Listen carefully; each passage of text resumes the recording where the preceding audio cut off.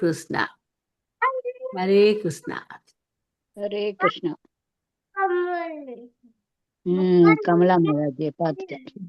நமோ பகவதே வாசுதேவாய. ஓம் நமோ பகவதே வாசுதேவாய. ஓம் நமோ பகவதே வாசுதேவாய. ஓம் நமோ பகவதே வாசுதேவாய. ஓம் நமோ பகவதே வாசுதேவாய. ஓம் நமோ பகவதே வாசுதேவாய. ஸ்ரீல பிரபுபாதருக்கு ஜெய், ஸ்ரீமத் பாகவதத்துக்கு ஜெய், எல்லா பக்தர்களுக்கும் ஜெய். ஹரே கிருஷ்ணா. மாதாஜிக்கும் ஜெய், கிரிராஜுக்கும் ஜெய். ஹரே கிருஷ்ணா. ஹரே ஸ்ரீராம். பாக்குறான் ஹரிராஜுக்கு ஜெயிங்க பாக்குறான். ஓகே, கமலா மாதாஜி வாசிங்க. ஹரி போல் ஹரி போல் ஹரி போல். ஹரே கிருஷ்ணா. ஹரே கிருஷ்ணா.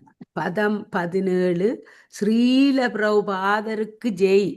ஸ்ரீ லக்ஷ்மணோ வாச மமாபிராஜ்ய அச்சுத ஜன்ம கர்ம ஸ்ருதா முகுர் நாரத கீதமாஷா கசித்தம் முகுந்தே கில பத்மஹஸ்தயா வருஸ்த சம்ருஷ விகாக லோகபான். ஹரே கிருஷ்ணா. மொழிபெயர்ப்பு.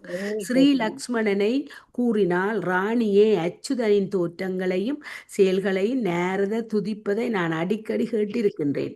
இதனாலே நிதியமும் அந்த பகவான் முகுந்தன்பால் ஈர்க்கப்பட்டு விட்டது. உண்மையில் பத்மஹஸ்தா தேவி கூட ஆழ்ந்த யோசனைக்கு பிறகு வெவ்வேறு கிரகங்களை ஆளும் சிறந்த தேவர்களை விலக்கிவிட்டு பகவானையே தன் கணவனாக தேர்ந்து எடுத்தாள். ஹரே கிருஷ்ணா. பதம் 18. ஸ்ரீல பிரபுபாதருக்கு ஜெய். ஜாத்வா மம மதம் சாத்வி பிதா துஹித்ரு வஸ்தல பிருஹத்சேன இதி கியாஸ்தத்ரோபாயம் அசீகரத். ஹரே கிருஷ்ணா. மொழிபெயர்ப்பு. என் தந்தை பிருஹத்சேனர் இயல்பாகவே அவரது மகளான என்னிடம் இரக்கமுள்ளவராவர். புண்ணியவதியே, என் உணர்ச்சிகளை புரிந்து கொண்டவர் என் விருப்பத்தை நிறைவேற்ற ஏற்பாடு செய்தார். ஹரே கிருஷ்ணா. பதம் 19. ஸ்ரீல பிரபாதருக்கு ஜெய். ஜதாஸ்வம் பரே ராணி மத்தியஸ்த பார்தோப்ஷா கிருத அஜம் துகு பகிர் ஆச்சன்யோ திருஸ்தியச ஜலே பரம். ஹரே கிருஷ்ணா. மொழிபெயர்ப்பு. ராணியே, நீ அர்ச்சுனனை கணவராக அடைவதை உறுதி செய்ய உன்னுடைய சுயம்பரச் சடங்கில் ஒரு மீன் இலக்காக உபயோகிக்கப்பட்டது. அதுபோலவே என்னுடைய சுயம்பரச் சடங்கிலும் ஒரு மீன் தான் உபயோகிக்கப்பட்டது. ஆனால் என் விஷயத்தில் அந்த மீன் நாட்புறமும் மூடப்பட்டிருந்தது. அதன் பிம்பம் மட்டும் கீழிருந்த தண்ணீர் தொட்டியில் தெரிந்தது. ஹரே கிருஷ்ணா. பொருளுரை. அர்ச்சுனன் மிகச்சிறந்த வில்லாளி என்று புகழப்பட்டார். அப்படி இருக்கும் பொழுது முன்பு திரௌபதியின் சுயம்பரத்தில் செய்தது போல ஸ்ரீமதி லங்மனையின் சுயம்பரத்தில் அவரால் ஏன் அந்த மீனிலக்கை அடிக்க இயலவில்லை? ஸ்ரீதர சுவாமி பின்வருமாறு விளக்குகிறார். திரௌபதியின் சுயம்பரத்தில் பொருத்தப்பட்ட இலக்கு முழுமையாக மூடப்படவில்லை. இதனால் குறிதவராது எய்பவனால் இலக்கு வைக்கப்பட்டுள்ள தூணின் வேற ஒரு உலகத்துல வாழுது. தூளின் மேல் நேராக நோக்கி அதை பார்க்க முடிந்தது. என்ன மாதாஜி? சரி சரி. ஆனால் லக்ஷ்மணின் இலக்கை எழுதுவதற்கு ஒரே சமயத்தில் மேலும் கீழும் குறிபார்க்க வேண்டியிருந்தது. இது மனிதர்களால் செய்ய முடியாது. எனவே கிருஷ்ணனால் மட்டுமே அந்த இலக்கை அடிக்க முடிந்தது. ஹரே கிருஷ்ணா. நல்ல விளக்கம். ஓகே, பெஞ்சில் எங்க இங்க வாங்க கிரி, இந்த பெஞ்சில் எடுத்து தாங்க அம்மாட்ட. ஏன் நீங்கள் அந்த மந்திரம் சொல்ல வழி கிடைக்க அவரை பார்த்தீங்களே, தலி அந்த உடு வந்த மாதிரி ஆட்டினான் மாதாஜி. ஒரு தலி ஆட்டு. இந்த வீடியோவை தாரன் உங்களோட பிள்ளைகளுக்கு ஒருக்கா போட்டு காட்டுங்க. அவன் கும்பிட்டது இல்லாம. ஐயோ, அனுப்பி விடுங்க இல்லாத. ஓகே, இதுல 17ல வந்து ஸ்ரீ லட்சுமண கூறினால், இப்ப ஒவ்வொரு பொம்பளைகளும் இல்லை, அந்த 8 ராணிகள் ஒவ்வொருத்தர் கூறிக்கொண்டு வருகினேன். அப்ப ராணியை அச்சுதனின் தோற்றங்களையும் செயல்களையும் நாரதர் துதிப்பதை நான் அடிக்கடி கேட்டிருக்கிறேன். இதனால் என் இதயமும் அந்த பகவான் முகுந்தன்பால் ஈர்க்கப்பட்டு விட்டது. உண்மையில் பத்மஹம்ஸ்தா தேவி கூட ஆழ்ந்த யோசனைக்கு பிறகு வெவ்வேறு கிரகங்களை ஆளும் சிறந்த தேவர்களை விலக்கிவிட்டு பகவானே தன் கணவராக இந்த எடுத்தாள்னு சொல்லி. அப்ப இதுல அடுத்ததுல வந்து என் தந்தை பிருகத்சேனா இயல்பாகவே அவரது மகளான என்னிடம் இரக்கமுள்ளவர் ஆவார். அவ புண்ணியவதியே என் உணர்ச்சிகளை புரிந்து கொண்டவர் என் விருப்பத்தை நிறைவேற்ற ஏற்பாடு செய்தார் பகவானை அடைகிறதுக்கு. அப்ப ராணியை நீ அர்ச்சுனனை காணவராக அடைவதை உறுதி செய்ய உன் சுயம்பிரச்சனங்கள் ஒரு மீன் இலக்காக உபயோகிக்கப்பட்டது. இது லட்சுமண சொல்றா வந்து இவன் கல்யாணத்திலும் அப்படி கஷ்டம் இருந்தா என்ன திரௌபதி இந்த கல்யாணம் விடு அந்த மீனை இலக்காக வச்சு இல்ல அர்ஜுனன் நம்ப விட்டார். இவவுக்கும் அப்படி நடந்தது ஒரு என்னண்டு ஞாபகம். இவவுக்கும் அப்படி அந்த ஒரு ஞாபகம் இருக்குது, எங்கேயோ படிச்சது. இப்ப இந்த கதை சொல்றவ அவவுக்கும் மீனை வச்சு ஏதோ செய்தவ என்ன அவதான் இப்ப இந்த கதை அவதான் இப்ப சொல்றா எப்படி திரௌபதி உனக்கு அது நடந்ததோ அது மாதிரிதான் எனக்கும் நடந்தது. ஆனா உனக்கு வித்தியாசம் எனக்கு வித்தியாசம் என்ற எல்லாமே மூடப்பட்டிருக்கும் அந்த பிம்பம் மட்டும்தான். இவக்கு திரௌபதிக்கு வந்து அந்த மீன் அந்த தண்ணியில பார்த்துட்டு அடிக்கக்கூடிய இருக்கும், அம்பு விடக்கூடிய இருக்கும். ஆனா லட்சுமணன் ரயில அதை பார்க்க முடியாது, அந்த பிம்பத்தின் நிழல் ஏதோதான் பார்க்க முடியுமா. ஆனா அந்த இடத்துல அர்ஜுனனும் அங்க போயிருந்ததாம் இவவுக்கு, ஆக அங்க அவர் அதை செய்ததாம். ஆனா அவரால் அது அம்பு கிட்ட போய் தொட்டு கொண்டு அது அங்கால போட்டுதான் அதை முழுசா செய்ய முடிய இல்ல. கிருஷ்ணராலே அது முடிஞ்சது, அதால தான் கிருஷ்ணரை அடைஞ்சன கதையைத்தான் இப்ப திரௌபதிக்கு அவன் சொல்றான் அந்த கதை. அப்ப அடுத்த இதை கேள்விப்பட்ட அம்பு எய்துவதிலும் புற ஆயுதங்களை பிரயோகிப்பதிலும் வல்லவர்களான ஆயிரக்கணக்கான அரசர்கள் தங்கள் தந்தையின் ஆசாங்களுடன் எல்லா திசையிலும் இருந்து அங்க தனக்கு அதை வந்தவை அங்க இருந்தாண்டு இரண்டா அந்த திரௌபதிக்கு எவ்வளவு பெருசா நடந்ததோ அதே மாதிரிதான் தந்தைய மண்டபத்தான் அவங்க சொல்லி கொண்டிருக்கிறான். அப்ப ஆச்சாரியாரின் கருத்துப்படி எப்படியாவது அந்த அரசகுமாரி கைப்பிடிக்க வேண்டும் என்ற எண்ணி அரசர்கள் மட்டுமே அந்த இலக்கை தாக்க துணிந்தனர் என்று சொல்லி எது மட்டும் ஆச்சரியங்கள் மாதாஜி 17, 18, 19 படிச்சனா இனி 20 அவியல் படிக்கும். நான் 21 மட்டும் பழக்கம் கொடுத்துட்டேன். 22க்கு வாங்கோ கமலமம்மா. கமலமம்மா கேட்க இல்லையா கமலமம்மா? அவருக்கு ஃப்ரீஸ் ஆயிட்டு தெரியா மற்றவி விடும். நிர்மலா அம்மா வாங்க. ஓகே கதிர்மால் மாதாஜி வாங்க. அவக்கு நான் அனுப்பணும் மாதாஜி. ஏன் இப்ப அவ போட்டிருக்கணுமே ராணி மாதாஜி போடல. அவ ஏதோ அவ்வியாட்டே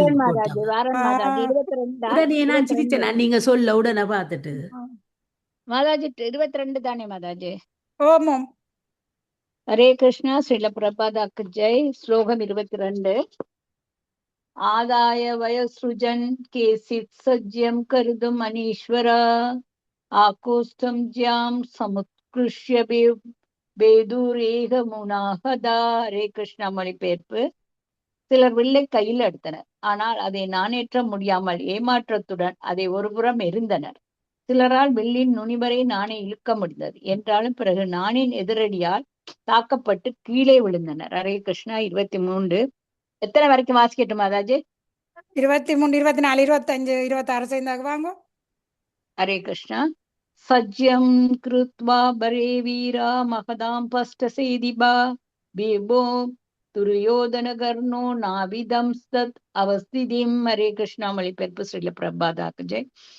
ஜராசந்தன், சிசுபாலன், பீமன், துரியோதனன், கர்ணன் மற்றும் அம்பஸ்டராஜன் ஆகிய சில வீரர்கள் வில்லின் நாணேற்றுவதில் வெற்றி அடைந்தனர். என்றாலும் அவர்களில் ஒருவராலும் இலக்கை கண்டுபிடிக்க இயலவில்லை.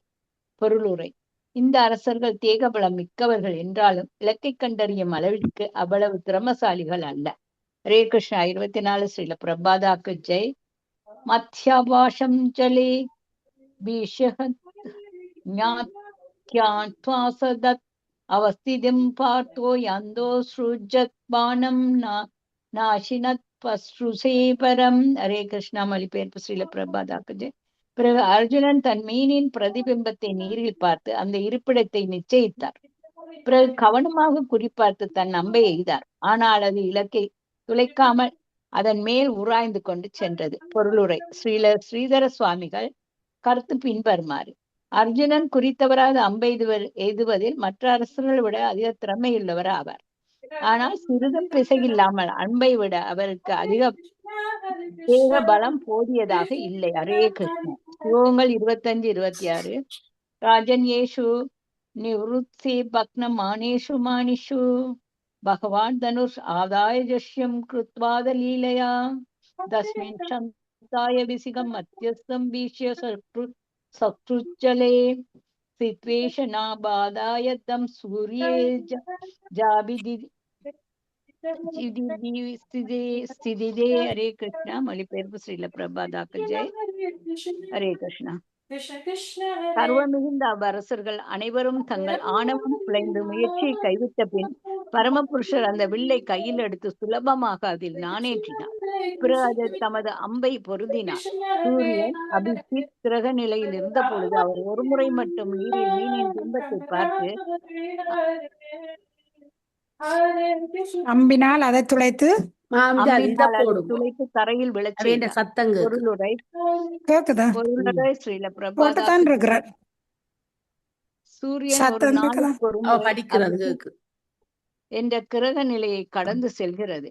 அது வெற்றிக்கு மிகவும் உகந்த தருணமாகும். ஸ்ரீல விஸ்வநாத சக்கரவர்த்தி கூறுகிறார், குறிப்பிட்ட அந்நாளில் அபிஜித் என்ற முகூர்த்த நேரம் உச்சி வேளையில் தோன்றியது. அது இலக்கை காண்பதற்கு இன்னும் கடினமாக்கி பகவான் ஸ்ரீ கிருஷ்ணனின் பெருமையை மேலும் உறுதிப்படுத்தியது. ஹரே கிருஷ்ணா. ஸ்ரீல பிரபாதா மிருதங்கத்தை கொண்டாங்கல்ல வைரா கேக்குதா? அப்படியே உங்களுக்கு மிருதங்கம்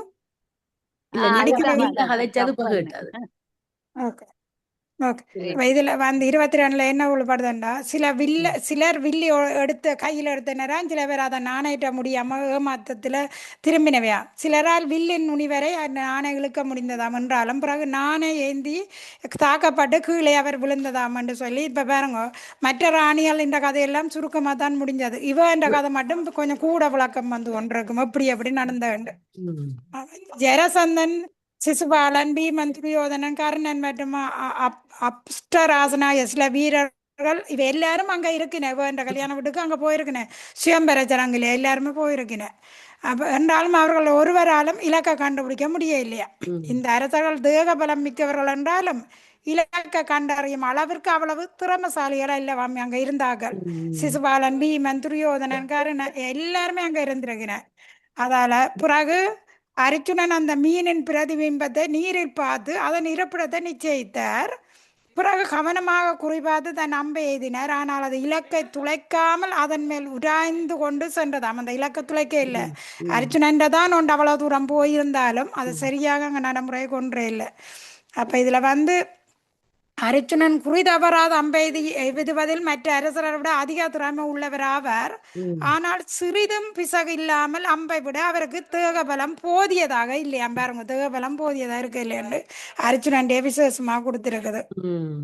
இதுல சூரியன் ஒரு நாளுக்கு ஒரு முறை என்ற கிரக நிலைக்கு கடந்து செல்றதாம். ஒவ்வொரு நாளுக்கு ஒரு முறை வந்து மேல கர்வம் இந்த அவரசர்கள் அனைவரும் தங்கள் ஆணவம் குலைந்து முயற்சியை கைவிட்ட பின் பரமபுருஷர் அந்த வில்லை கையில் எடுத்து சுலோகமாக அதில் நாணேற்றினாராம்.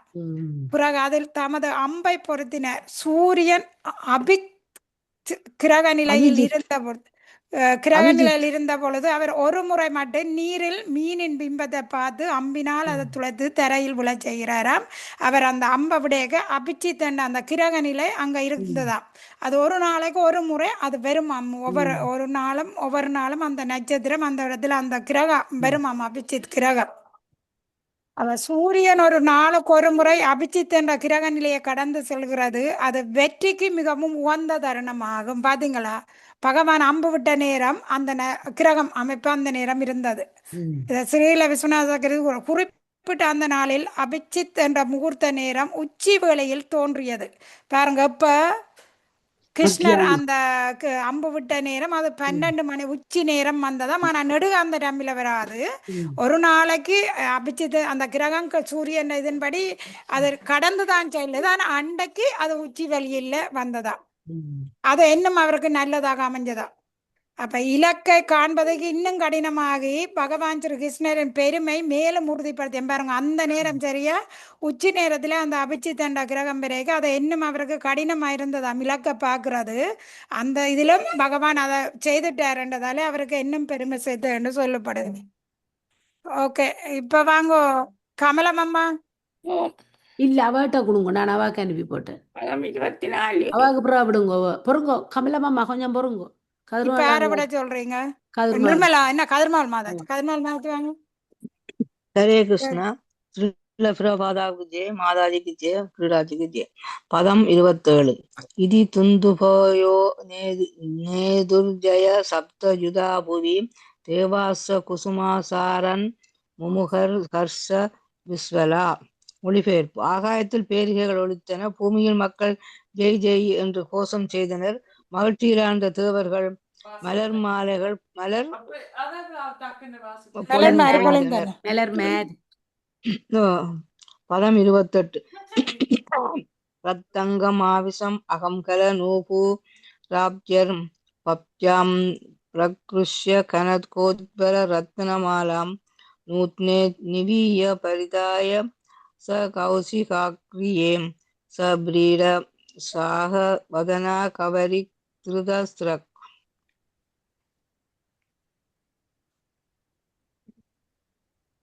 என்ன சத்தத்தை காணல. மொழிபெயர்ப்பு. அச்சமயம் நான் என் கால் சலங்குகள் மெதுவாக ஒலிக்க மணமேடையில் பிரவேசித்தேன். ஒரு மிகச்சிறந்த புதிய பட்டாடைகளை அணிந்திருந்தேன். அவை ஒரு கச்சியால் கட்டப்பட்டிருந்தன. நான் பொன்னாலும் ரத்தினங்களாலும் அமைக்கப்பட்ட பிரகாசமான ஒரு மாலையை கையில் எடுத்துக்கொண்டு சென்றேன்.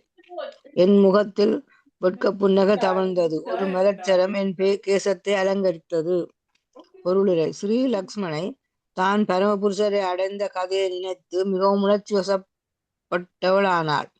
ஆனால் அவள் இயல்பான தன் வெட்கத்தை மறந்து இதனால் அவள் இயல்பான வெட்கத்தை மறந்து தனது சொந்த வெற்றி களிப்பை விவரித்து கொண்டே போனாள். பதம் 29. உன்னிய பக்திருதம் ஒரு குந்தர குண்டல கண்டஸ்தலம் சிசிரசாக ஹாச கடாட்ச மோட்ச ரஞ்ஞோக்னிரிஷ்ய பரிதம் சனகைர் முராரேர் அம்லே துர்த்த ஹிருதயா நிர்தேஸ்வமாலாம். மொழிபெயர்ப்பு. ஏராளமான சுருண்ட முடிகளால் சூழப்பட்டிருந்தும் என் காதணிகளின் ஒளியை பிரதிபலித்து பிரகாசித்த என் முகத்தை நான் தூக்கினேன். சாந்தமான புன்னகையுடன் சுற்றிலும் நோக்கினேன். பிறகு சுற்றிலும் இருந்த எல்லா அசுரர்களையும் பார்த்தபடி என் இருதயத்தை கொள்ள கொண்ட முராரியின் கழுத்தில் மெதுவாக மாலையை சூட்டினேன். பதம் 30. தாவன் மிருதங்க படகா சங்கபேரி அநாகயத நினேதுர் நர்ஜோ நன்றுதர் காயகா ஜகு. மொழிபெயர்ப்பு. அப்பொழுது சங்கங்கள், மிருதங்கங்கள், படகங்கள், பேரிகைகள், புரசுகள் மற்றும் பிற வாத்திய கருவிகள் ஆகியவற்றின் பேரொலி எழுந்தது. ஆண்களும் பெண்களும் நடனமாடினர். பாணர்கள் பாட்டு சேர்க்க துவங்கினர். பதம் 31. ஏவம் விருதே பகவதி மயேசே நிரூப யூதவா சேஹிரே யஞ்ஞாசேனி சபர்தந்தோ கிருத் சயாதுரா. மொழிபெயர்ப்பு.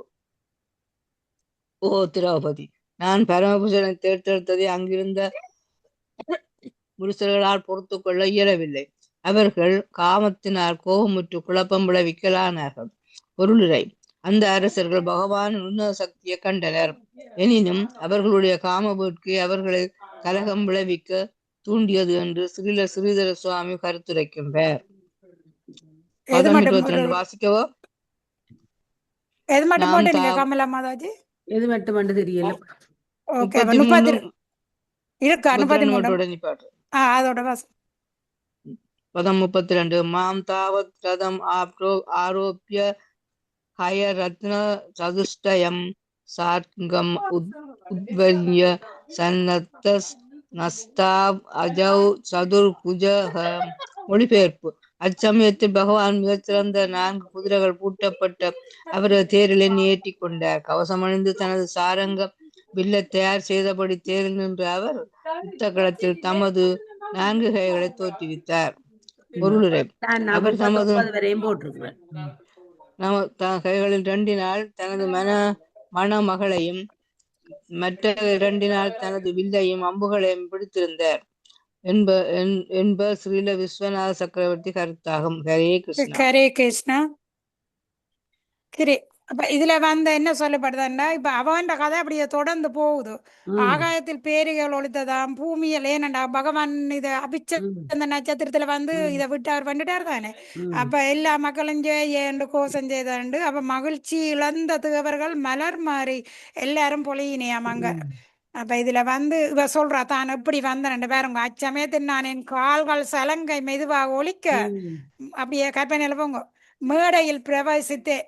ம் நான் மிகச்சிறந்த புதிய பட்டாடைகளை அணிந்திருந்தேன். அவை ஒரு கச்சியால் கட்டப்பட்டிருந்தன. ம் நான் பொன்னாலும் ரத்தினங்களாலும் அமைக்கப்பட்ட பிரகாசமான ஒரு மாலையை கையில் எடுத்து சென்றேன். என் முகத்தில் வெட்க புன்னகை தவழ்ந்தது. ஒரு மலச்சாரம் என் கேசத்தை அலங்கரித்து. அவர் தன்னை பற்றியே அவங்க சொல்லி கொண்டிருக்கிறார். ம் அதெல்லாம் பொல்லுரையில சொல்லப்படுதாருங்க. ஸ்ரீ லட்சுமண தன் பரமபுருஷரை அடைந்த கதையை நினைத்து மிகவும் உணர்ச்சி வசப்பட்டாவாம். அதெல்லாம் போல விவரிச்சு கொண்டு போறா. இதனால் அவள் இயல்பான தன் வெட்கத்தை மறந்து தனது சொந்த வெற்றி களிப்பை விவரித்து கொண்டே போறா. இவ என்ன மட்டும்தான் இவ்வளவு நீண்டதா போய் கொண்டிருந்தது. அதான் சொல்லப்படுது இதுல. ஏராளமாக அவங்க சுருண்ட முடியினால் சூழப்பட்டிருந்தும் என் காதலிகளின் ஒளியை பிரதிபலித்து பிரகாசித்த என் முகத்தை நான் தூக்கினேன். ம் சாந்தமான புன்னையுடன் சுற்றிலும் நோக்கினேன். பிறகு சுற்றியிருந்த எல்லா அரசர்களையும் பார்த்தபடி என் இதயத்தை கொள்ள கொண்ட முராரியின் களத்தில் மெதுவாக மாலையை சூட்டினேன். நல்லா இருக்கா உண்ட கதை. அதான் அதான் அப்ப அப்பொழுது சங்கங்கள் மிருதங்கள் எல்லாம் மியூசிக்கல் அங்க எல்லாம் நடக்குது, நாட்டியங்கள் எல்லாமே நடந்து கொண்டிருக்குது. அப்போ திரௌபதி நான் பரமபுசுரை தேர்ந்தெடுத்ததை அங்கிருந்த முக்கிய அரசுகள் பொறுத்து கொள்ள இயலவில்லை. ம் அப்ப அவர்கள் காமத்தினால் கோபமிட்டு குழப்பம் விளைவிக்கலாம் ஆனார். பாருங்க அந்த தங்களுடைய அலுவல் நடக்கையில் அந்த காமம் வந்து அது கோபமா மாறும். அப்ப என்ன செய்யறேன்னு தெரியாது, குழப்பம் தான் ஏற்படும். அப்ப அந்த அரசர்கள் பகவானின் உன்னத சக்தியை கண்டனர். எனினும் அவர்களுடைய காம வேட்கையை அவர்களால் கலக்கம் விளைவிக்க தூண்டியது என்று ஸ்ரீதர சுவாமி அங்க கருத்துரைக்கிறாராம். அப்ப அவன் காமம் தான் அங்க பிரச்சனையை கொடுக்க விளைவிச்சதுண்டு. ஆனா பகவான் சக்திகளை அவ கண்டிருக்கிறார். இதுல வந்து அச்சமயத்தில் பகவான் மிகச்சிறந்த 4 குதிரைகள் பூட்டப்பட்ட அவரது தேரில் என்னை ஏற்றி கொண்டார்.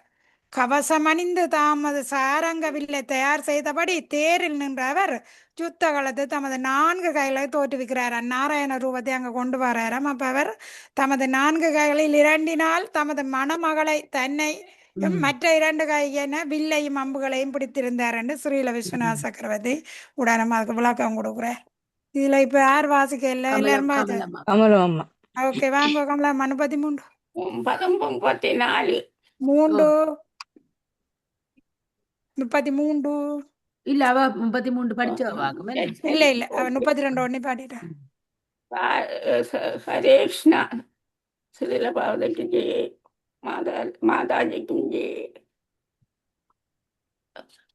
ஹரே கிருஷ்ணா. தாரிக சோதயாம் ஆசகாஞ்சனே பஸ்கரம் ஜதம் மிசதாம் பூபுசாம் ராஜ்யே இம்துகாணாம் இம்துகராடிவ.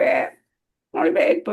ஹரே கிருஷ்ணா. ரமணியே ராணியே, பொன்னால் அலங்கரிக்கப்பட்ட பகவானின் தேரை தாரிகன் ஓட்டிக்கொண்டு செல்லும் பொழுது அற்ப மிருகங்கள் ஒரு சிங்கத்தை தடுக்க முடியாமல் பார்த்து கொண்டிருப்பது போல் அந்த அரசர்கள் பார்த்து கொண்டு நின்றனர். 34 ஹரே கிருஷ்ணா. தேன் வசந்த சாதன்யானி சேத்தும் பதிகேசவன சம்யத்தா உத்ருதேஸ் ஆசாக்கிராம சிங்காயதாகரிம்.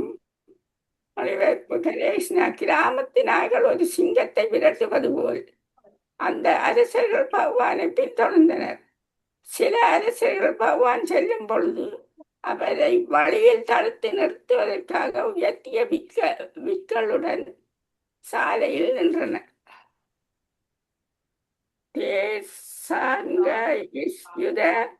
பாணௌகை இக்துத்த பாகம் அங்கே ஹந்தரா நிவேது பிரதனே கேசிதேகே சந்தித்யஸ்ய சத்ரு. மொழிபெயர்ப்பு. கிருஷ்ணா. வீரர்கள் பகவானின் சாரங்க வில்லில் இருந்து புறப்பட்ட அம்புகளால் மூக்கடிக்கப்பட்டனர். சில தங்களுடைய கைகளும் கால்களும் தலைகளும் துண்டிக்கப்பட்டு போர்க்களத்தில் விழுந்தனர். மற்றவர்களால் போரை கைவிட்டு தப்பியோடினர். 36 ததபிரீம் யது பதிரதி அலஞ்சுதாம் இத்வஜ பட சித்ரதோரணாம் குசஸ்தரிம் திவி புவி சாபிசுதாம்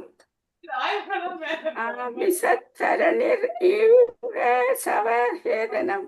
மொழிபெயர்ப்பு ஹரேஷ்ணா.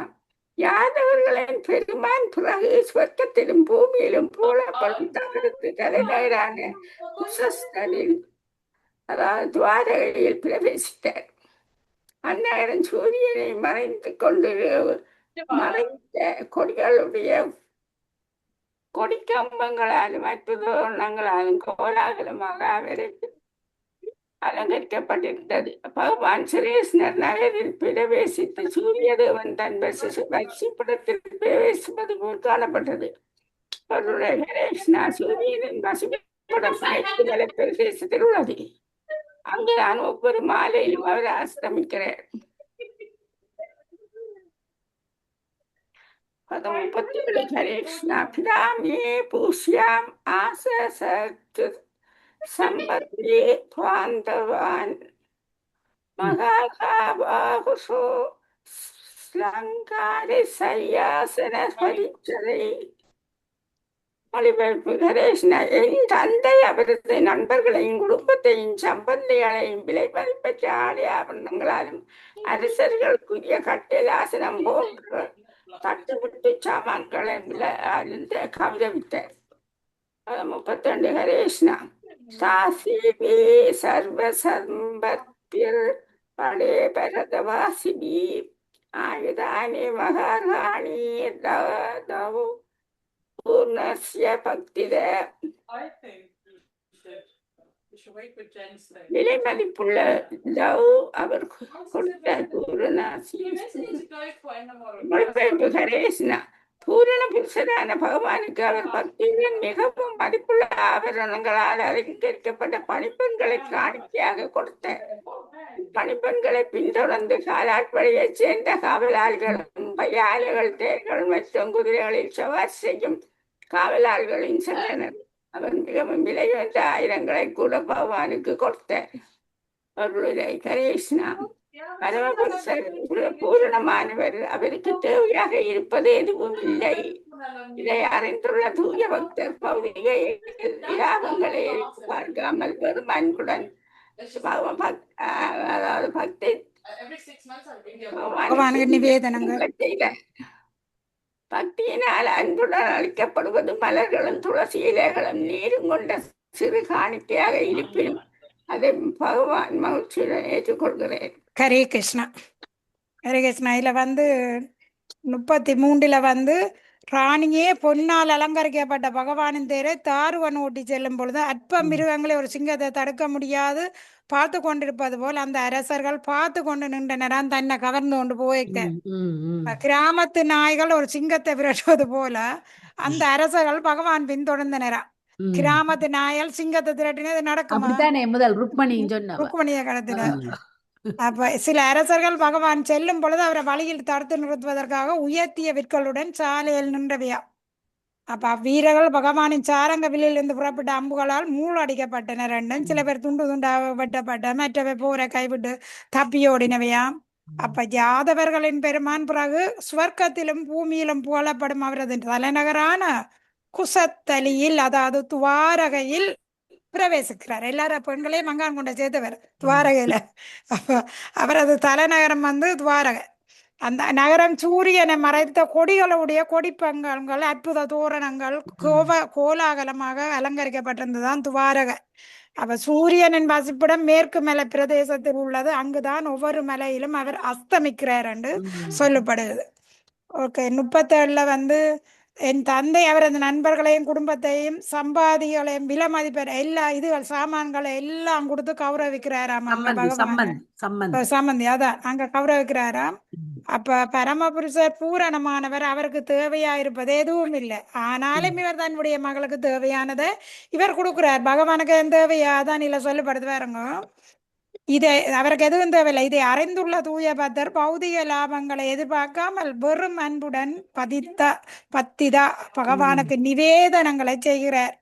பத்தியினால் அன்புடன் அளிக்கப்படுவது மலர்களும் துளசி இலைகளும் நீரும் கொண்ட சிறு காணிக்கையாக இருப்பினும் அதை பகவான் மகிழ்ச்சியுடன் ஏற்றுக்கொள்ளுகிறார். அங்க என்ன எதிர்பார்க்கிறார்? அன்பையும் பத்தியையும் தான் எதிர்பார்க்கிறார். ஆடம்பரமா எதையுமே பகவான் எதிர்பார்க்க இல்லை. கொஞ்சம் நீரும் ஒரு பச்சிலை.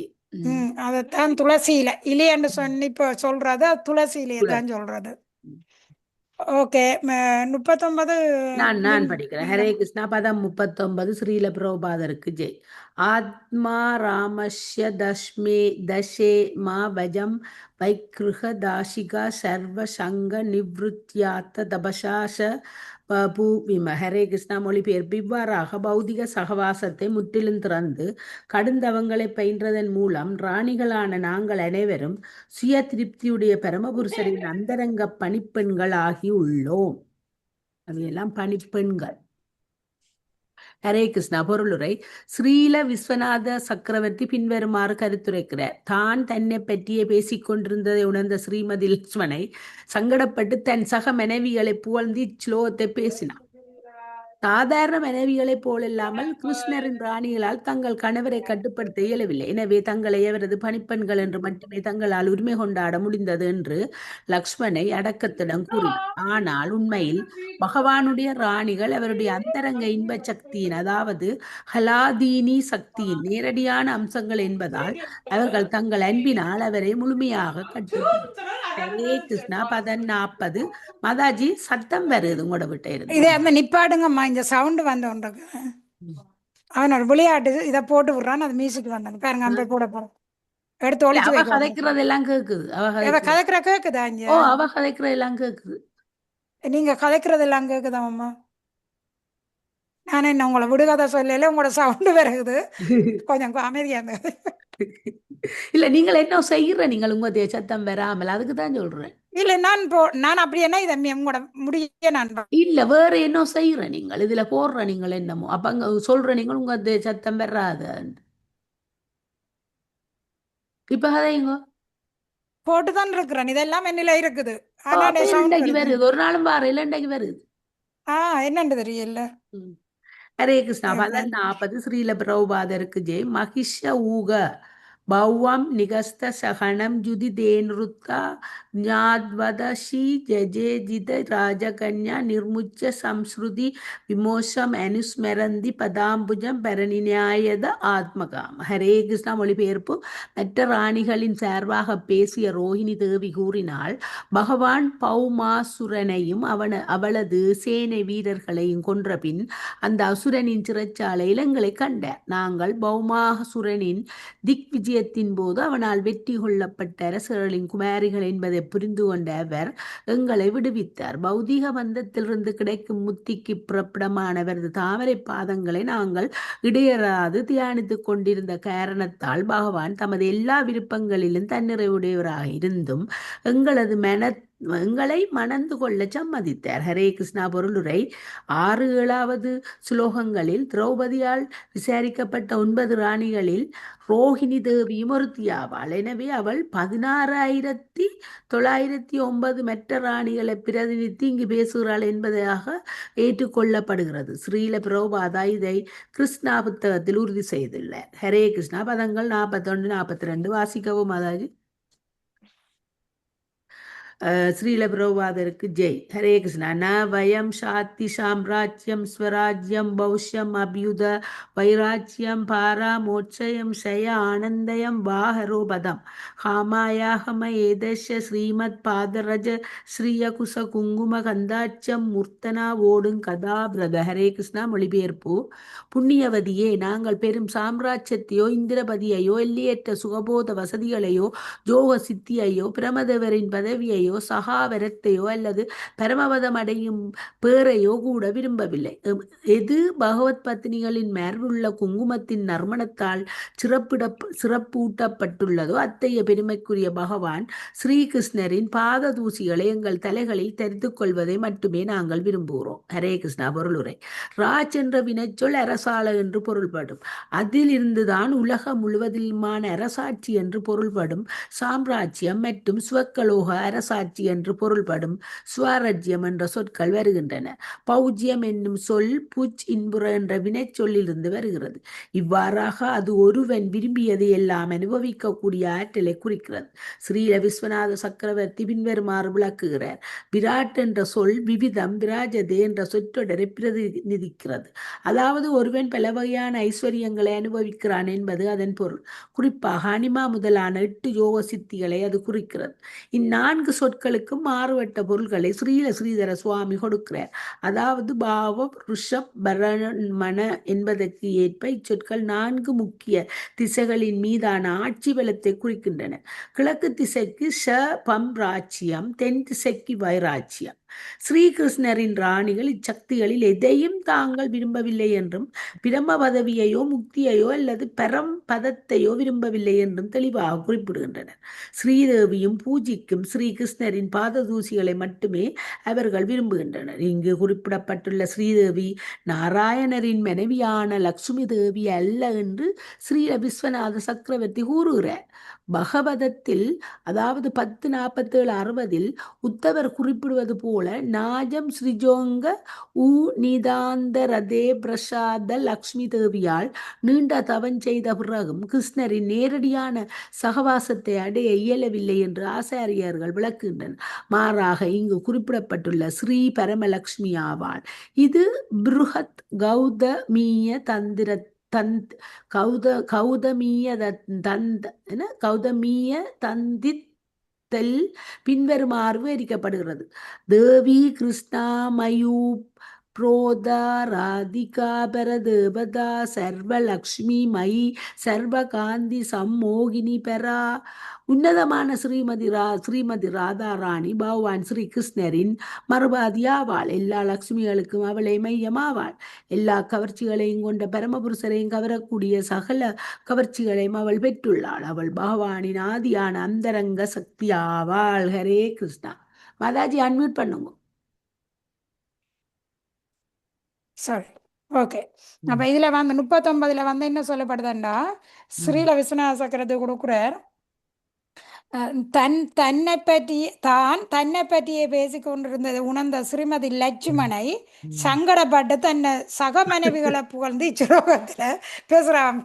என்னை பற்றி எவ்வளவு நேரம் பேசுனேன், மற்றாக்களை பற்றி பேசுவான்னு பேசுறான். சாதாரண மனைவிகளை போல இல்லாமல் கிருஷ்ணரின் ராணிகளால் தங்கள் கணவரை கட்டுப்படுத்த இயலவில்லையா.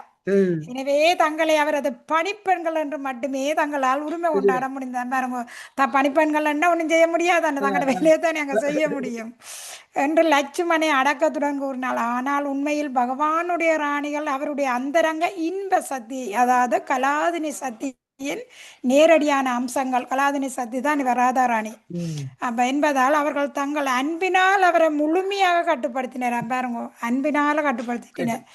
அதான் மற்ற ராணிகள் சார்பாக பேசிய ரோகிணி தேவி கூறினால், பகவான் பம்மாசூரன் அங்க அவன் பிடிச்சு கொண்ட வச்சிருந்தானே இல்ல, அந்த 16,000 ராணிகளின் தலைமை ராணி ரோகிணி. அதான் முதல்ல கூடுபட்டது பலராமற்ற அம்மா அல்லன்றது. அப்ப அந்த அசுரனை சிறைச்சாலைகளை கண்டார். நாங்கள் பம்மாசுரனின் விஷயத்தின் போது அவனால் வெற்றி கொள்ளப்பட்ட அரசர்களின் குமாரிகள் என்பதை புரிந்து கொண்ட அவர் எங்களை விடுவித்தார். ஒவ்வொரு அரசர் குமாரி நாங்கள் என்ன எங்களை விடுவித்தார். பௌதிய பந்தத்திலிருந்து கிடைக்கும் முத்திக்கு புறப்படமான அவரது தாமரை பாதங்களை நாங்கள் இடையராது தியானித்து கொண்டிருந்த காரணத்தினால் பகவான் தமது எல்லா விருப்பங்களும் தன்னுறவுடையவராக இருந்தும் எங்களை மணந்து கொள்ள சம்மதிச்சார். 16,000 பேரையும் மணந்து கொள்றாரு. ஏன்னா இவ எல்லாரும் ஒருதன் கொண்டு போய் வச்சுட்டா இப்போ எந்த பேர் அகலாவைய கல்யாணம் கட்ட மாட்டேனேன். அப்போ தங்களை காப்பாற்ற கிருஷ்ணதான் ஒருவர் ரெண்டு அதில் தியானிச்சு கொண்டு வந்ததால் நேரையும் கண்டுட்டுதார். பம்மாசூரனை கொண்டு இவர் அங்கே நேர போயிட்டார். அப்போ அவரை திருமணம் செய்து கொண்டினர். இது 6-7வது சுலோகங்களில் விரைக்கப்படுதாம் என்று சொல்லப்படுது. இதுல வந்து இந்த ராணிகளை பிரதிநிதி பேசுகிறாள் என்பதை ஏற்றுக்கொள்ளப்படுகிறது. அடுத்ததுல வந்து புண்ணியவதியே, நாங்கள் பெரும் சாம்ராஜ்யத்தோ இந்திர பதவியோ எல்லையற்ற சுகபோக வசதிகளோ யோக சித்திகளோ பிரம்மதேவரின் பதவியோ சாகா வரத்தையோ அல்லது பரமபதம் அடையும் பேற்றையோ கூட நாங்கள் விரும்ப இல்லை. எது பகவத பத்தினிகளின் மார்பில் உள்ள குங்குமத்தின் நறுமணத்தால் சிறப்பூட்டப்பட்டுள்ளதோ அத்தகைய பெருமைக்குரிய பகவான் ஸ்ரீ கிருஷ்ணரின் பாத தூசிகளை எங்கள் தலைகளில் தரித்து கொள்வதை மட்டுமே நாங்கள் விரும்புகிறோம், வேறு எதையுமே நாங்கள் விரும்ப இல்லை என்ன சொல்லினேன். இதில் வந்து இந்த 4 சொற்கள் மாறுபட்ட ஸ்ரீல ஸ்ரீதரசன், அதாவது பருஷு பிராமணா என்பதற்கேற்ப இச்சொல்கள் 4 முக்கிய திசைகளின் மீதான ஆட்சி பலத்தை குறிக்கிறதா. ஸ்ரீ கிருஷ்ணர் என்ற அணிகள் இச்சக்திகளில் எதையும் தாங்கள் விரும்பவில்லை என்றும் பிரம்ம பதவியோ முத்தியோ அல்லது பரமபதவியோ கூட விரும்பவில்லை என்று தெளிவாக குறிப்பிடுகின்றனர். அப்போ ஸ்ரீதேவியோ பூஜிக்கும் ஸ்ரீ கிருஷ்ணரின் பாத தூசிகளை மட்டுமே அவர்கள் விரும்புகின்றனர். இங்கு குறிப்பிடப்பட்டுள்ள ஸ்ரீதேவி நாராயணரின் மனைவியான லட்சுமி தேவி அல்ல என்று ஸ்ரீல விஸ்வநாத சக்கரவர்த்தி கூறுகிறார். ஏனென்றா பாகவதத்தில் உத்தவர் குறிப்பிடுவது போல லட்சுமி தேவியால் நீண்ட தவம் செய்த பிறகும் கிருஷ்ணரின் நேரடியான சகவாசத்தை அடைய இயலவில்லை என்று ஆச்சாரியார்கள் விளக்குகின்றனர். ஏனென்றா இந்த லட்சுமி என்று வந்தா நாராயணரோட தான் லட்சுமி வருவா. இங்க நடக்கிறது கிருஷ்ணரை பற்றின கதை. அப்ப கிருஷ்ணரை லட்சுமியால அடைய முடியல. ராஜலீல கேட்க கூட அவைகளோட சேருவம் அவன் விரிவுதானே ருக்மணி, அவன் அம்சம் தானே, அவன் அம்சமான எல்லாத்துக்கும் மூல அம்சம் ராதாராணி. ராதாராணியின் அம்சத்துல தான் எல்லாருமே வெளியின என்று ஆச்சாரிய விளக்குகின்றனர். இங்கு குறிப்பிடப்பட்டுள்ள ஸ்ரீ பரமலட்சுமியானவள் இது பிரகதந்திரன் பெருக்கப்படுதா உன்னதமான ஸ்ரீமதி ராதாராணி பற்றித்தான் விளக்கப்படுது. பகவான் கிருஷ்ணரின் மறுபாதி ஆவாள். கிருஷ்ணரன் வந்தா ராதா தான், அதெல்லாம் ராதா கிருஷ்ணன் சொல்றது.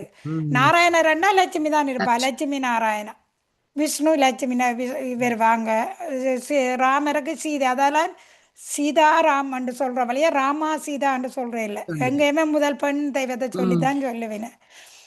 அப்ப இவ வந்து பாருங்க, இப்ப சொல்ல உன்னதமான ஸ்ரீமதி ராதாராணி பகவான் திரு கிருஷ்ணரன் மறுபாதியாவாள். எல்லா லட்சுமிகளுக்கும் அவளே மையமாவாள். எல்லா கவர்ச்சிகளையும் கொண்ட பரமபுருஷரையும் கவரக்கூடிய சகல கவர்ச்சிகளையும் அவள் பெற்றுள்ளாள் ராதாராணி. அவள் பகவானின் ஆதியான அந்தரங்க சக்தி ஆவாள். எல்லாமே இந்த பெண் தெய்வங்கள் முழுக்களுமே ராதாராணியின் அம்சங்களின் அம்சங்களா வந்தது. லட்சுமி கூட ராதாராணியின் அம்சம்தான். ருக்மணியே லட்சுமியின் அம்சமா வாரா. அப்ப எல்லாத்துக்கும் மூலம் கிருஷ்ணர் எல்லாத்துக்கும் மூலமா இருக்கிற மாதிரி பெண்களுக்கெல்லாம் ராதாராணி தான் மூலமா இருக்கு. அதான் அதுல கொடுத்திருக்கு. இங்க பேசப்பட்டது நாராயணற்ற லட்சுமி அல்ல, ராதையத்தான் குறிக்கப்படுதுன்னு சொல்லப்படுது. உண்டு. நிர்மலாமா வாங்க. 43. ஹரே கிருஷ்ணா. ஸ்ரீல பிரபாதாக்கு ஜெய். ஸ்லோகம் 43. பிரஜஸ்திரியோ யத் வாஞ்சந்தி புலிந்தியஸ்திருநவீருத கவசரயதோ கோபா பாதஸ்பர்ஷம் மகாத்மனக. ஹரே கிருஷ்ணா. மொழிபெயர்ப்பு. ஸ்ரீல பிரபாதாக்கு ஜெய். கோகுலத்தின் இளம் பெண்களும் இரட்டை சிறுவர்களும் ஆதிவாசியான புலிந்த இன பெண்களும் கூட பசுக்களை மேய்க்கும் வான்படி செய்யும் துளசியின் ஸ்பரிசத்தை விரும்புகின்றனர். பரமபுருஷருடைய பாதங்களுடனான அதே தொடர்பையே நாங்களும் விரும்புகிறோம். ஹரே கிருஷ்ணா. பொருளுரை. ஸ்ரீல பிரபாதாக்கு ஜெய். துவாரகையின் ராணிகளுக்கும் கோகுலத்து கோபியர்களுக்கும் இடையில் எப்பொழுதும் இருந்து வந்துள்ள பொறாமையுள்ள போட்டியை ஸ்ரீல விஸ்வநாத சக்கரவர்த்தி ஞாபகப்படுத்துகிறார். ஸ்ரீ கிருஷ்ணரிடம் தங்களுக்குள்ள பிடிப்புக்கு துவாரகையின் சூதுவாதுள்ள பெண்கள் மேலும் மிரட்டலாக உள்ளனர் என்று கோபியர்கள் கருதினர். தங்களுடைய கவலையை அவர்கள் உத்தவரிடம் பின்வருமாறு தெரிவித்தனர். கஸ்மாத் கிருஷ்ண இஹா யாதி பிராப்த ராஜ்யோ ஹதாஹித நரேந்திர கன்யா உத்வாகிய. கிருஷ்ணர் தன் பகைவர்களை கொன்று ஒரு ராஜ்யத்தை வென்று அரசகுமாரிகளை மணந்த பின் இங்கு எதற்காக திரும்பி வர வேண்டும்? அதாவது பாகவதம் 10:47-45. ஓகே. கமலம் அம்மாவை மறக்க விடுங்க. அவ மாசப்பரு கமலம் கிருஷ்ணா அம்மா மாதாஜி. கமலம் அம்மா கடைசி பந்திய வாசிங்க. பிருந்தாவனத்தில் பதம் நோ 43வது பதத்தின் பொருளுடைய 47. கடைசி பந்திக்கு 418 பக்கம் அடி குட்டி 418 பக்கம். பிருந்தாவனத்தில் போலல்லாமல் சுவாதகையில் தோன்றிய கிருஷ்ணரின் ராஜகோலத்தை கண்ட ருக்மிணியும் அவளது 7 சக மனைவிகளும் மிகவும் மகிழ்ந்து கிருஷ்ணருடனான இவ்வுறவை பெற்ற தாங்கள் மிகவும் அர்த்தசாலிகள் என்று கருதினர். ஆனால் ஸ்ரீராதையின் மிகச்சிறந்த குணங்களை உத்தவர் விவரிக்க கேட்ட மற்ற 16,000 மனைவிகள் பிருந்தாவனத்து புற்களின் மேலும் செடிகளின் மேலும் படியும் ஸ்ரீகிருஷ்ணரின் பாத தூசியை தொட விரும்பினர்.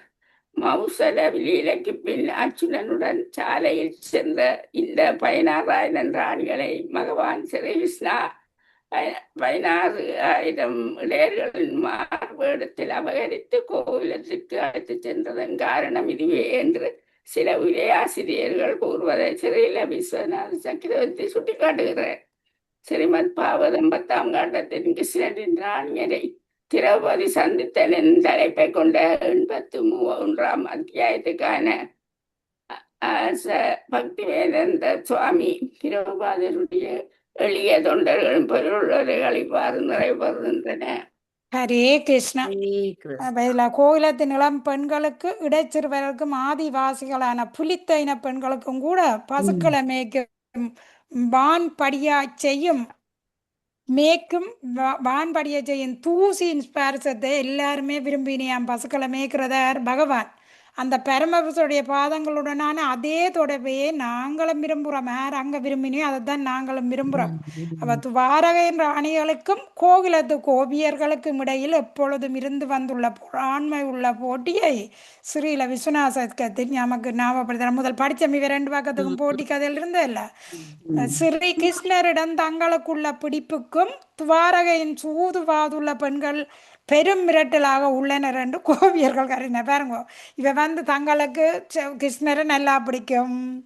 இப்ப துவாரகையில் இருக்கிற பெண்களால பிரச்சனையா இருக்குல்ல, பாருங்க, பெரும் மிரட்டலாக உள்ளதான். அப்ப தங்களுடைய கவலையை அவர்கள் உத்தவரிடம் பின்வருமாறு தெரிவித்தனர். உத்தவர்கள் சொல்லின தங்களுக்கு கவலையா இருக்கண்டு. அவ கிருஷ்ணர் தன் பகைவர்களை கொண்டு ஒரு ராஜ்யத்தை வென்று அரசகுமாரிகளை மணந்த பின் இங்கு எதற்காக திரும்பி வர வேண்டும் என்னதுக்கு வந்தவர் இந்தலாம் கட்டிப்பட்டு பாகவதம் 10:47 நாங்கள் அதை படிச்சுட்டோம். அங்க அவ பிருந்தாவனத்தில் இருந்தது போலல்லாமல் துவாரகையில் தோன்றிய கிருஷ்ணரின் ராஜகோலத்தை கண்ட ருக்மணியும் அவளது 7 சக மனைவிகளும் மிகவும் மகிழ்ந்து கிருஷ்ணருடனான இவ்வுறவை பெற்ற தாங்கள் மிகவும் அதிர்ஷ்டசாலிகள் என்று அவ கருதின. ஆனால் ஸ்ரீ ராதையின் மிகச்சிறந்த குணங்களை உத்தவர் விவரிக்க கேட்ட மற்ற 16,000 மனைவிகள் பிருந்தாவனத்து புற்களின் மேலும் செடிகளின் மேலும் படியும் ஸ்ரீ கிருஷ்ணரின் பாத தூசியை தொட விரும்பினராம். அந்த 16,000, அந்த 8 பேர் இல்லை, 16,000 பேரும். மௌசால லீலைக்கு பின் அர்ஜுனனுடன் சாலையில் சென்ற இந்த 16,000 ராணிகளை பகவான் ஸ்ரீ கிருஷ்ணர் 16,000 இடையர்களின் மாறுவேடத்தில் அபகரித்து கோகுலத்திற்கு அழைத்து சென்றதன் காரணம் இதுவே என்று சில உரையாசிரியர்கள் கூறுவதை ஸ்ரீல விஸ்வநாத சக்கரவர்த்தி சுட்டி காட்டுகிறார். இவ அர்ஜுனன் பாதுகாப்பில் விட்டவர்களுக்கா இதுக்கு ஒரு சின்ன கதை இருக்கு, சொல்லிட்டு முடிக்கிறேன். அர்ஜுனனே எப்பவுமே சொல்லுவார், யுத்தம் முடிஞ்ச அப்புறம் இந்த காண்டி வவில்லை எதுக்கு அர்ஜுனா, இனி அதை எறி, யுத்தம் எல்லாம் முடிஞ்சது, இனி உனக்கு என்ன தேவை? இல்லை, அதை நான் அறிய மாட்டேன்னு வச்சிருந்தாராம். அதுல ஒரு பிடிப்பு அர்ஜுனனுக்கு. பின்ன இவரை சோதிக்கிறதுக்காக பகவான் என்ன செய்து விட்டார், நான் இந்த குருச்சேத்திரத்தில் எல்லாத்தையும் கொண்ட பாவங்கள் எல்லாம் எனக்கு இருக்குது, நான் ஒரு தீர்த்த யாத்திரை போட்டு வரேன், இந்த மனைவியில் இருக்க பக்குவம் பார்த்துக்கொள் என்று வரையில் சொன்னாராம். அர்ஜுனன் என்னட்டே நான் காண்டிவில் இருக்கு, நான் என்னாலே பார்க்க முடியாது, நான் பார்த்துக்கொள்ள நீ பாட்டுவான்னு. கிருஷ்ணர் என்ன செய்கிறார், மாறு வேடத்தில் இந்தலா பெண்களையும் அர்ஜுனன் அபகரிச்சுட்டார். அபகரிச்சு கொண்டு போய் விட்டுட்டு பிறகு திரும்பி வந்துடுற, எங்கே அர்ஜுனா இந்த மனைவியெல்லாம் கூப்பிடு, நான் வந்திருக்கிறேன்னு சொல்லு. கிருஷ்ணா ஒரு ஆள் இதெல்லாம் அபகரிச்சு கொண்டு போட்டுது. அப்புறம் உண்ட காண்டி பவிலுக்கு என்ன நடந்தது பகவான் கேட்டாராம். அது ஒன்றுமே செய்ய இல்லையண்டு. அப்ப கேட்டாராம், உனக்கு தெரியுமா உண்ட காண்டி பவில்லு நான் அந்த நேரத்துக்கு அதை இந்த சதி என்னால் நடந்தது, அப்ப அது முடிஞ்சது. உனக்கு அது தேவையில்லை. உனக்கு ஒரு கருவம் இருந்தது காண்டிவ இல்ல அதான் நீ வேண்டாம். அது அப்படி நடக்க இல்லை. என்னுடைய இதால தான் எல்லாமே அங்க நடந்தது. அதால தான் நான் வில்லு எறியன்னு சொன்னேன். நான் நீ அதை எறிய இல்லை. இப்ப அந்த வில்லு இந்த 16 ராணியாலையும் காக்க முடிஞ்சது. அவனால காக்க முடியல. அதுக்கு பிறகுதான் அவங்க அவர் அந்த வில்லு எறிஞ்சாரா. அப்ப அதுக்கு தான் அந்த கதை கொண்டு இல்லை சுருக்கமா கொடுத்துருக்கா. அப்ப இந்த 16 ராணிகளும் வந்து பிருந்தாவனத்துல பகவான் பாதம் பட்ட புல்லின் மேல நடக்கத்தான் ஆசைப்படுகிறேன், அங்க இருக்கத்தான் ஆசைப்படுகிறேன். மற்றவை அப்படி இல்லை. அந்த 8 பேருக்கும் அங்கே ஆசை துவாரகை. இதைத்தான் ருக்மணின்ற வரிசையில வந்து வைக்க பிருந்தாவனத்தின் அருமை தெரியலை. இவைக்கு தான் அந்த பிருந்தாவனத்தின் அருமை தெரியுது. அதான் இந்த கதையில வருது. அப்ப இத்தோட இந்த அத்தியாயம் முடியுது. ஸ்ரீல பிரபுபாதருக்கு ஜெய். ஹரே கிருஷ்ணா. நாளைக்கு அத்தியாயம் 84 குருச்சேத்திரத்தில் முனிவர்களின் போதனைகள். இன்னும் குருச்சேத்திரத்துல கதை இருக்கு. இப்ப வந்து இந்த ராணிகளுக்கு உத்திரவபதிக்கு இவைகளுக்கு நடந்த கதையை தான் நாங்க இப்ப பார்த்தோம் இந்த அத்தியாயத்துல. அவை எப்படி ஒரு கல்யாணம் கட்டினம் என்ற கதை. இனி முனிவர்களின் போதனைகள் பெறப்போது வாசுதேவ அறிவியலோட முனிவற்ற கதைகள் அங்க பகவானோட நல்லா இருக்கும். ஓகே.